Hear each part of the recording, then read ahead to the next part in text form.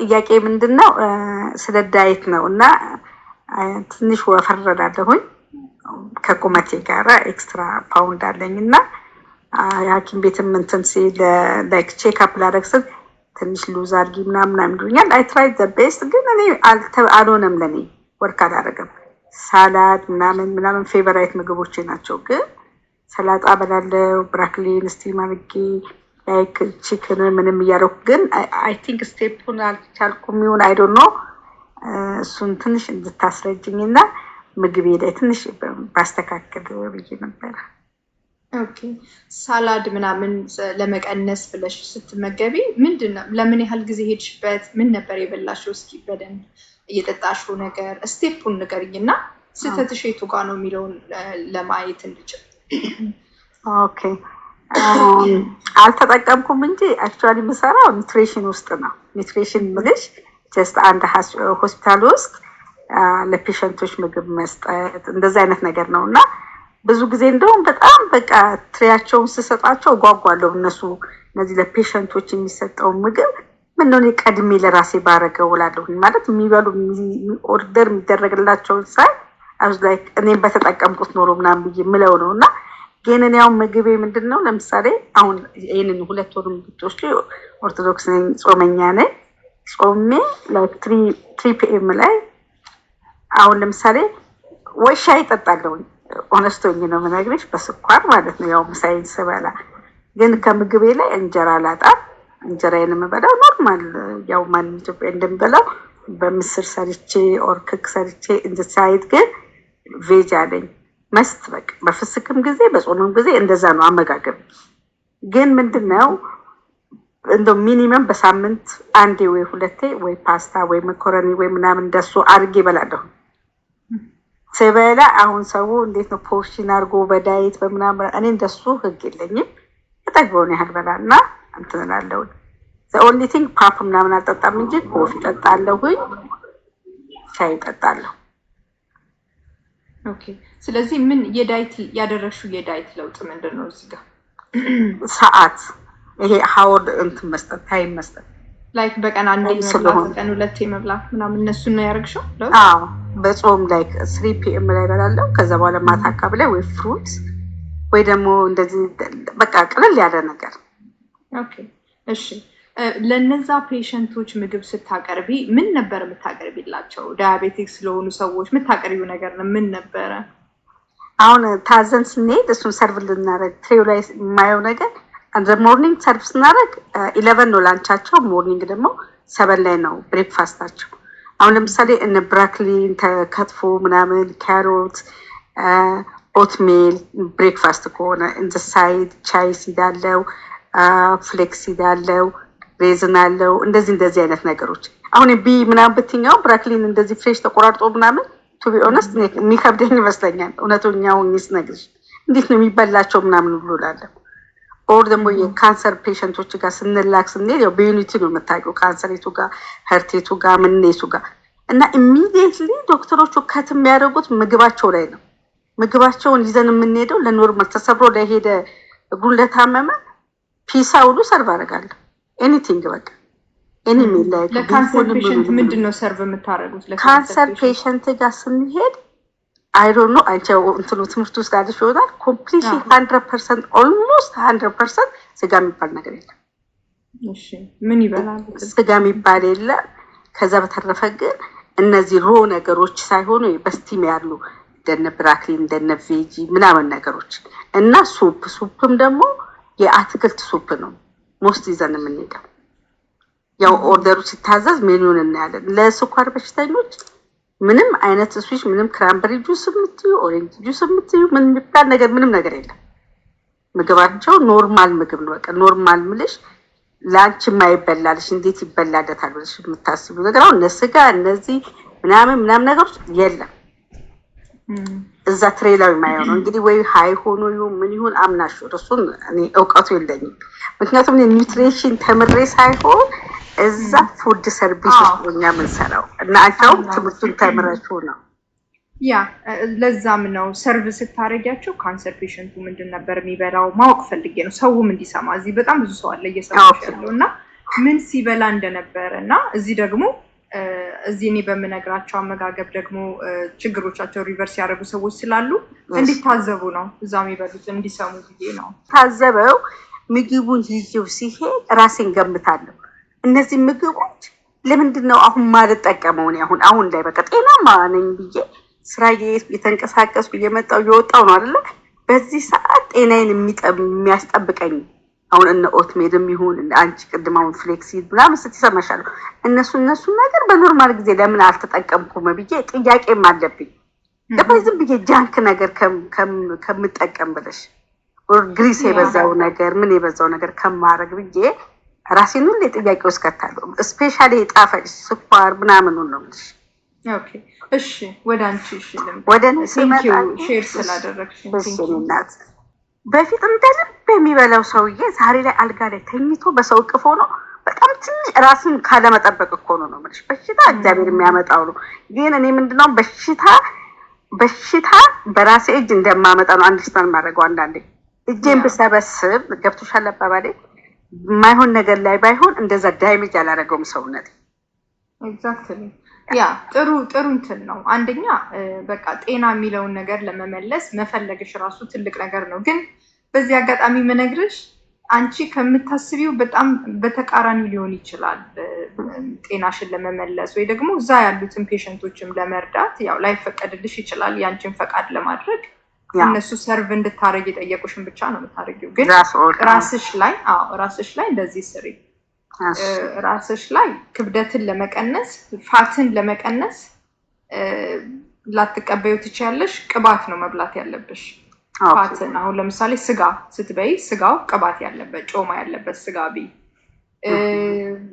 አሳ በጣም ፋቲ የሆኑ ነገሮችን ነው። ግን እሱን ስታደርጊ ካርቦሃይድሬቱን መቀነስ አለብሽ።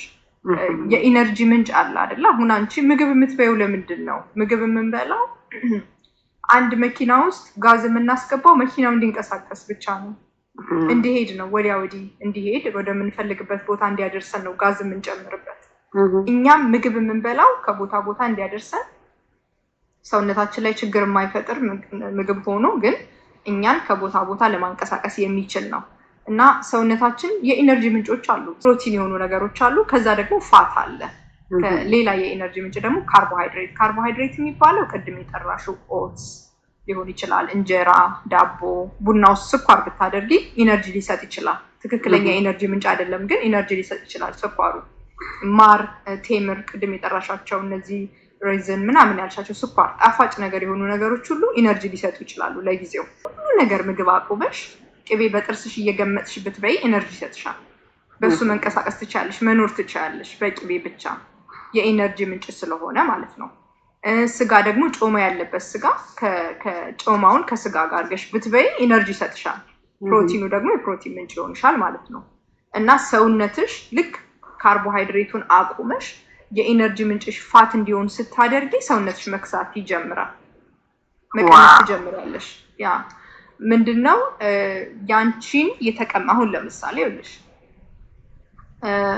ስጋ ወጥ አድርገሽ በእንጀራ ብትበይ እንጀራ በስጋ ወጥ ብትበይ ሰውነትሽ ውስጥ እንደገባ እንጀራ ውስጥ ያለው ግሉኮስ ነው ለኢነርጂ የሚውለው። የገባው ፋቱ ይቀመጣል ማለት ነው። ለምንድን ነው የሚቀመጠው መሰለሽ? ሰውነት ውስጥ ኦልዌይስ ካርቦሃይድሬት ሲገባ ሰውነታችን ፈጥኖ ለኢነርጂ የሚጠቀመው ካርቦን ነው። ካርቦን ይጠቀምና ፋቱን ለኢነርጂ የሚውለው ያኛው ስለሆነ ያኛውን ደም ውስጥ ይተዋል ማለት ነው። የትራይግሊሰራይድ የሚባለው ደም ውስጥ ያለ ፋት ማለት ነው ትራይግሊሰራይድ። እና እዛ ይተዋል። አሁንም ቆይተሽ እንጀራ ትበያለሽ፣ ቆይተሽ ዳቦ ትበያለሽ፣ የሆነ ካርብ ይገባል።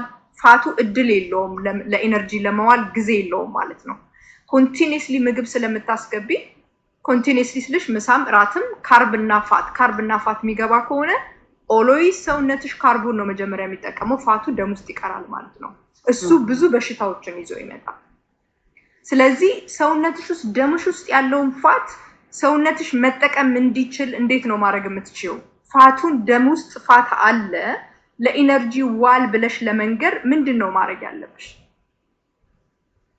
እስኪ አንቺ ንገሪኝ። ሰውነትሽ ፋቱን አሁን ለምሳሌ ስጋ የሆነ ፋት ያለበት እንጀራ በስጋ ወጥ በልተሽ ሰውነትሽ እንጀራውን ነው ግሉኮሱን ለኢነርጂ ተጠቅሞ ደም ውስጥ ቀርቷል ትራይግሊሰራይድ የሚባለውና ደምሽ ውስጥ ያለውን ፋት ለኢነርጂ እንዲውል ለማድረግ እንዴት ትችያለሽ? እንዴት ነው ማዘዝ የምትችይው? እንጀራን ከት ማድረግ ነው። ካርብ እንዳይገባ ማድረግ። እንጀራውን በስጋ ጠቅልለሽ ማስገባቱን ትተይና ስጋውን ባዶውን ትበያለሽ ማለት ነው። ያ ትዕዛዝ ይሰጣል። የኢነርጂ ምንጭ ሌላ ስለሌለ ደም ውስጥ ያለውን ፋት ለኢነርጂ አውለው የሚል ትዕዛዝ ሰውነት ይቀበላል ማለት ነው። ሌላ የሚመጣ ነገር ስለሌለ ጥሩ ነገሩ ሰውነታችን ሁለት አይነት የኢነርጂ ምንጭ ስለሚጠቀም ኢሚዲየትሊ አንቺ ካርቦን ስትከለኪው ስዊች አድርጎ ያኛውን ለኢነርጂ መጠቀም ይጀምራል ማለት ነው። ያኔ አንቺ መክሳት ትጀምሪያለሽ፣ መቀነስ ትጀምሪያለሽ። ኦኬ በጣም ይገርማል። ግን ምንድነው አሁን በቃኛ በአባባል ይኖር ነው ማለት ነው። ላይክ አሁን ለምሳሌ ስጋ ቅባት ምናምን ስትበይ ኦልሬዲ ልብሽ ሊደፈን ነው። ምንድነው ስትሮክ ሊመጣ ነው። ህርት ምንድነው ህርት አታክ ይፈጠራል ቅባት ስትበይ ነው የሚልሽ የኛ ማህበረሰብ። ብዙ ጊዜ በወሬ ነው የሚልሽ እኮ በእውቀት ሳይሆን። ግን አሁን ምንድነው አንቺ እንደምትይኝ ከሆነ ላይክ እሺ ሀባውት ላይክ የኛስ ካልቸራው ለምሳሌ ገንፎ ትበያለሽ፣ ቅንጬ ትበያለሽ በቅቤ። እሱ ከምንድን ነው የሚካተተው? ለምንድን ነው ገንፎ በቅቤ አንድ ሴት ወልዳ እንዳልሆነች ሆና የምትወጣው ከቤቷ ከወለደችበት ሌላ ሴት ባልየው ሲያገባት መሰለሽ ሴት አግብቶ ገና አንድ ወልዳ ሌላ ሰው ሆና የምትወጣበት ምክንያት ምንድን ነው? ተቀይራ ሌላ ሴት። እሱ ነገር አያሳዝናችሁም ትንሽ? ሴት ኢትዮጵያዊ ሴት ምን የመሰለሽ ሴት አግብታ ከአንድ በላይ ሌላ መጨመር እስከማትችል ድረስ ተቀይራ ሌላ ሰው ነው የምትሆነው። መልኳ ሌላ ሰው ከዛ ብዙ ሰው ፊቱን ያዛል። እንደዛ የምታምር ሴት አግብቶ ሌላ ነው የምትሆንበት አንድ ከወለደሽ በኋላ።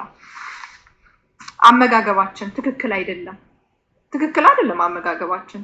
ስንበላ ያ ሁሉ ወጥ ዲስትሮይ ሆኖ እስኪ በእውነት ቆም ብላችሁ ይሉ እንዴት አድርገን ነው የምናበስለው? ምግቡ ለኛ ቤኔፊት አለው? የጨጓራ በሽታ የማይታመም አበሻ አለ? ወልዳ ያልተበላሸች ሴት አለች? ያልተበላሸች ሴት የለችም። ወላጅ በሙሉ ሌላ ሰው ነው መስለን የምንወጣው። ወልደን ሲያገቡን ምን የመሳሰሉ ሴቶች ነበርን፣ ግን ከወለድን በኋላ ሌላ ሰው ነው የምንመስለውና ግዴታ ይመስላል። በቃ መዋጥ አለብህ ብለን ወንዱን ራሱ ዋጣት፣ በቃ ተቀይሬያለሁ ዋጣት ነው የምንለው። እዳ የለባቸውም እነሱም። እና ማስተዋል አለብን። ግዴታ እንደዛ መምሰል የለብንም። ወልደን መቀየር የለብንም። እና አበሻ መማር አለበት፣ ማወቅ አለብን ሁላችን። ገንፎ ኢትዮጵያዊ ብቻ ነው የሚወልደው? ዓለም ሁሉ ይወልዳል። እኛ ብቻ ነው ገንፎ መብላት ያለብን? እና በመወፈር አይደለም ውበት ነው። እሱ የጤና ማጣት ምልክት ነው። የኢንሱሊን ሬዚስተንስ ሲታይ ጤና እያጣች እንደሆነች ያቺ ሴት ማወቅ አለባት። እየታመመች እየሞተች እንደሆነ ማወቅ አለባት። ንፍትፍት ብለን ነው የምንወጣው። ያ የጤና ማጣት ምልክት ነው። ቅቤው ላይ አይደለም ችግሩ፣ ገንፎ ያመጣው ጣጣ ነው። ግን አበሻ ጋር አሁን ከኔ ጋር ሊጣሉ ይችላሉ። አሁን ስለ ገብስ ብታወሪ፣ ስለ እንጀራ ብታወሪ ሊበሉሽ ነው የሚደርሱት። እንጀራ ወርክ ያደርጋል። አይ ትራይ ቱ ሊያውን አንዴ እንደሱ ብዬ ለሳምንት አቁሜ እንጀራ ቢሆን 2 ፓውንድ ሉዝ አድርጌያለሁ። አቁሜ ግን የምበላው ነገሮች ያው ቬጂዎች ከቺክን ጋር ከምናምን ጋር ለወራት አንዴ ዳይት እና ዝም ብለሽ በዩቲዩብ እያየሽ ምኑንም እንደሱ አልቀጠልኩበትም እንጂ የተወሰነ ሉዝ አድርጌያለሁ።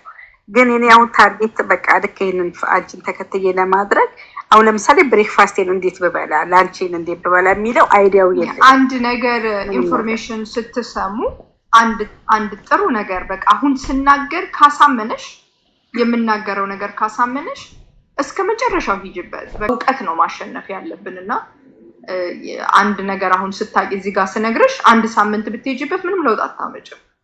ጤናሽ ላይ ለውጥ ያመጣል ብለሽ ካሰብሽ ዘለቄታ ሊኖረው ይገባል። ላይፍ ስታይል ነው መሆን ያለበት እንጂ የሆነ ሰርግ ሲኖር ለዛ ሰርግ ብቻ የሆነ ብቻ ጊዜያዊ መሆን የለበትም።